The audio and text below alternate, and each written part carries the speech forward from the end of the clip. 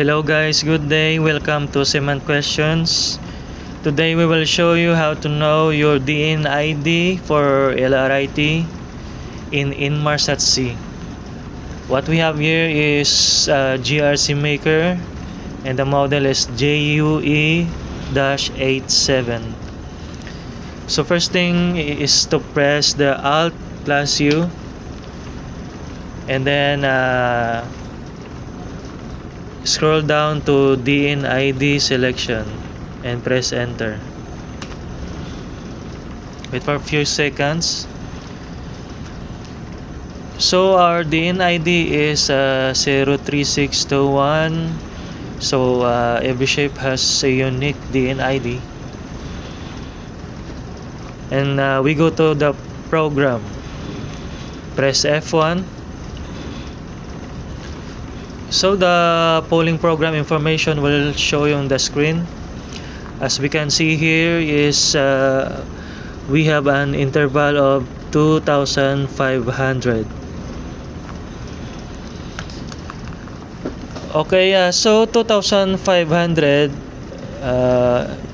it is the frames for the interval. One frame is equals to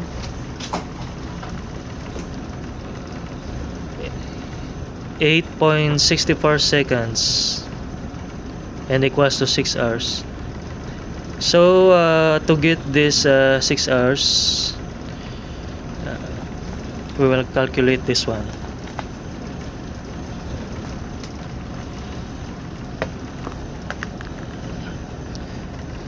$2,500 times 8.64 seconds. So 2,600 seconds divided by 60 is equals to 360 minutes, and divided to 60 is equals to 6 hours. So the interval of this DIN ID is 6 hours. Okay, so to check to our logs, escape from the main menu, go to call log and press enter. Wait for a few seconds.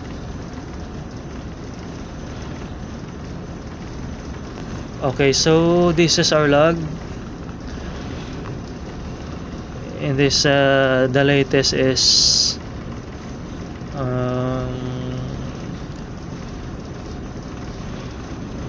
April 17, 2111. So this is a UTC.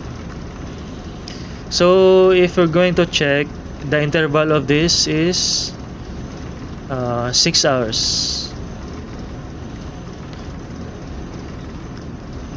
It means our DIN ID is updating for 6 hours, and this is normal.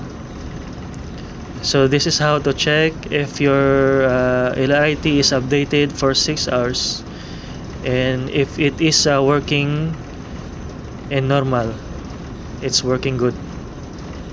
So that's all the procedures and how to check whether your LRIT is in good working condition, and the procedure in how to know your DIN ID. DIN ID stands for Data Network Identification. That's all guys. Thank you for watching. Please like and share.